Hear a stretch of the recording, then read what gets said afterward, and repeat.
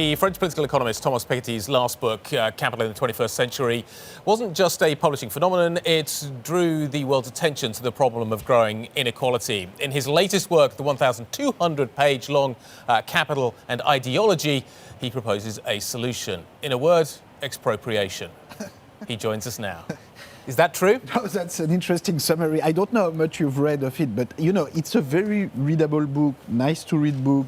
Easy to read. Can I just show everybody how it's a big book? It's a big book, but when you think about it, there are so many things that we do every day that is not so useful. I think reading books and this kind of book that is useful, and I think people then can draw different conclusions. This is first a book about the history of inequality in a very large set of society. My previous book was very much on Western Europe, North America. This one talks a lot about the evolution of inequality in India, in Brazil, in Latin America, in China.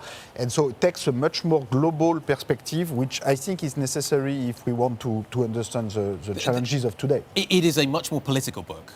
We talk about expropriation. It does basically talk about removing wealth from the rich and delivering it to the poor via, not to the poorer parts of society, via kind of giving them money at 25 by providing a kind of minimum wage that's around 60% of the average. This is a big wealth transference you're talking about. You're talking about taking a lot of money away from the rich and distributing it to the rest of society. Okay, keep cool, keep quiet. I'm very cool. I'm very cool. I'm not going to expropriate you. Okay, this is a book telling the story of how economic prosperity during the 20th century came from a huge reduction of inequality. So if you look at the past century, what we've seen is an enormous reduction of inequality that was achieved through education, huge public investment in education, that was achieved through progressive taxation. And indeed, I revisit the historical experience whereby in the US, starting in the 1920s and 1930s with Roosevelt until 1980. Thatcher, Reagan, So from 1930 to 1980, the top income tax rate in the US was on average 82%. And believe it or not, but this did not destroy American capitalism, otherwise we would have noticed it.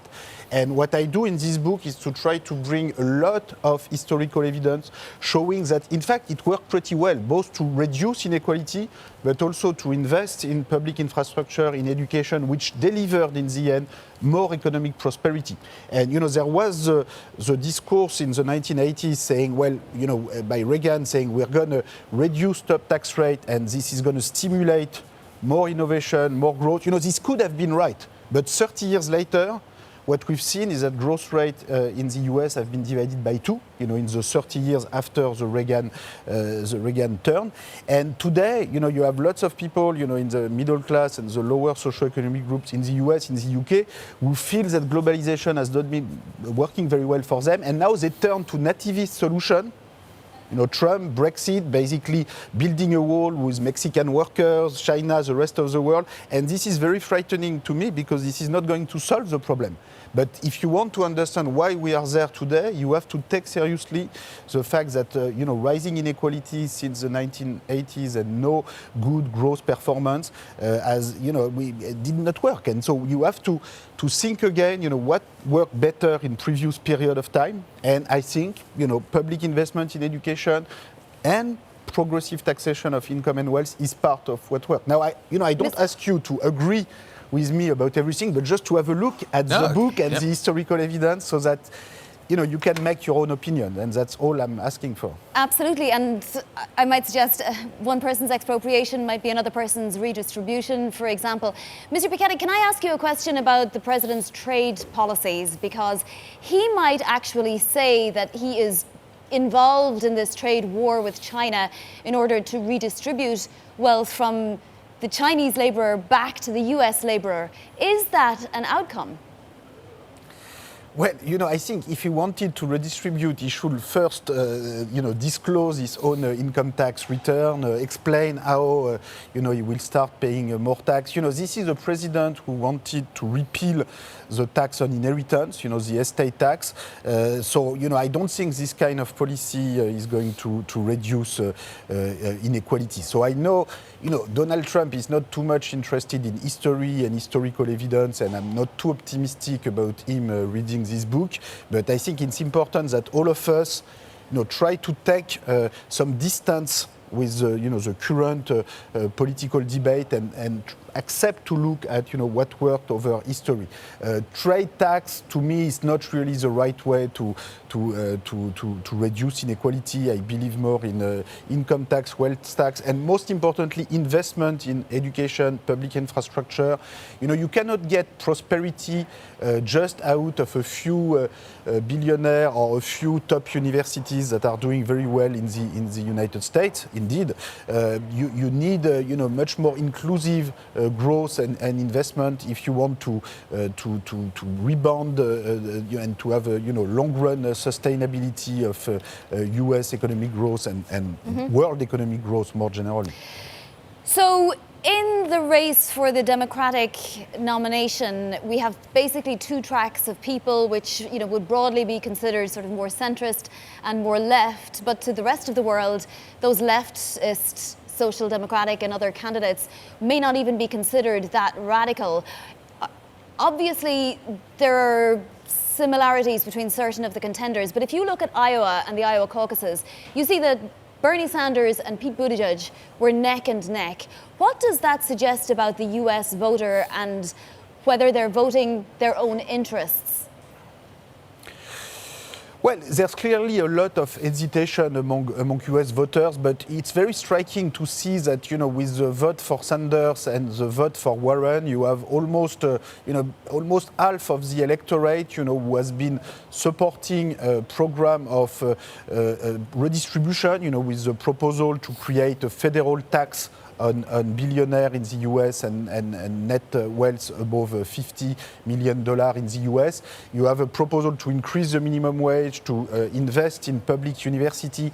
You didn't have this kind of proposal, under Clinton, or even 4 years ago. I remember I had a public meeting in Boston with Elizabeth Warren, and at the time, the progressive wealth tax was something that she was not explicitly proposing, and neither Sanders was proposing this. So what I think this shows is that these debates are changing. I think partly as a response to the perception that growing inequality needs some response. So again, you have to change. You cannot continue business as usual. You have to change the way you organize globalization. There's one possibility, which is to control the movement of people, to control immigration. Basically, this is the Trump way or the Brexit way, if you want. You build a wall.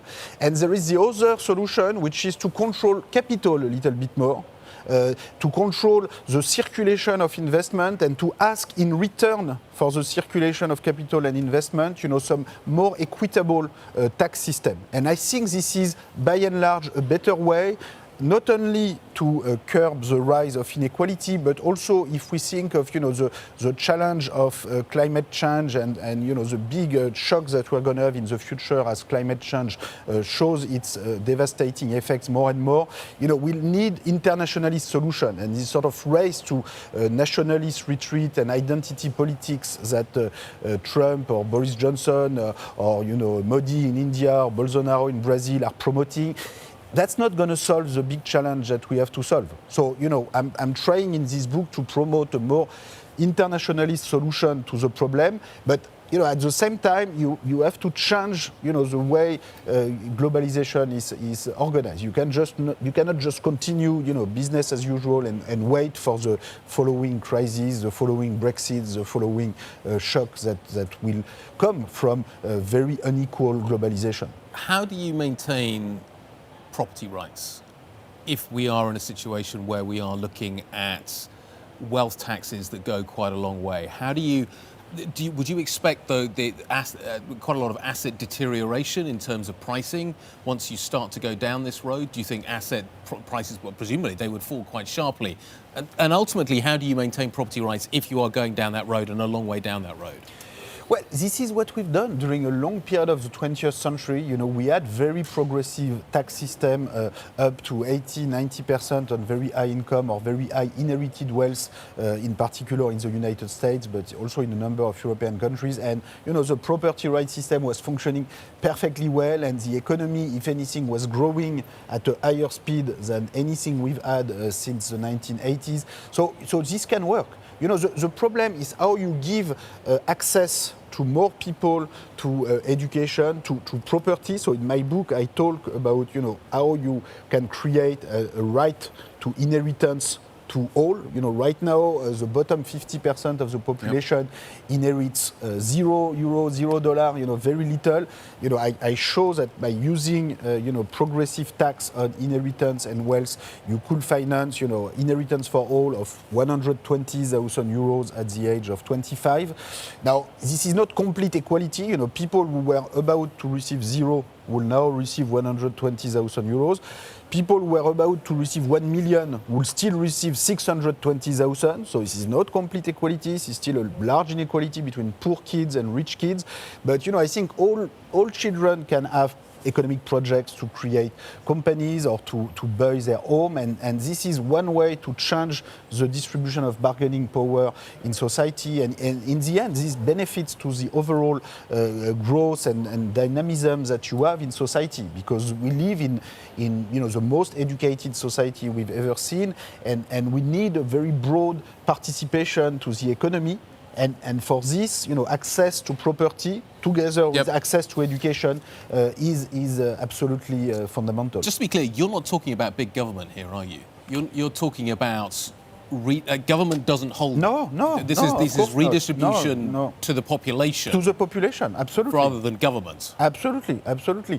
For if you want to administer an education system or a public health system, you may need a government, of course, but this needs to be well organized with proper decentralization of decision. But as far as wealth and property is concerned, no, I don't want the government to step in except for public infrastructure. But most of the wealth has to be private, but it has to be more equally distributed, and I want everybody to access private property, and I think this is what we need to get a more vibrant economy. The idea is that because someone has made a fortune at the age of 30, this someone should keep the entire power at age 50, 70, 90 and have all voting decision rights in a company of tens of thousands or hundreds of thousands of employees. Anyone in particular there?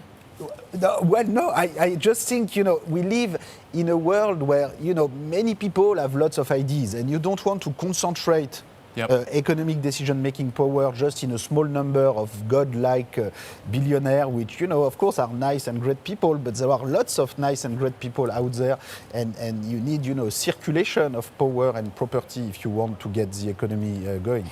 Mr. Piketty, does society or any society have to choose, though, between several of what it wants, several of the things that it would like? So good conditions for its labourers, and good GDP growth and sustainability, and a deficit that's not crippling. Can a society have all of those things? Well, to some extent, yes. I'm not talking about having complete equality, but I think with the level of inequality we have today, we can have both a reduction of inequality and more growth. I think it's also important, if we want to have sustainable growth, to change the way we measure growth. So in the book, I try to use national income rather than GDP, for instance, as an indicator of progress. The big difference is, national income is equal to GDP minus capital income going abroad, but also minus consumption of fixed capital, including natural resources. So if you take 100 billion euros in oil reserves from the ground and put it on the ground, you get 100 billion euro in GDP, but you get €0 in national income because you've just depleted a stock of resources that you already had. And if in addition, when you burn this oil, you increase temperature on Earth and make life unbearable, if you properly take into account the price of this carbon emission, you actually have negative national income rather than positive GDP. So depending on how you measure growth, and how economic decisions and political decisions are taken on the basis of these indicators, you can have a completely different evaluation of what we do. So we have to take seriously these questions of indicator and looking at the distribution also of national income and not only at averages and aggregates.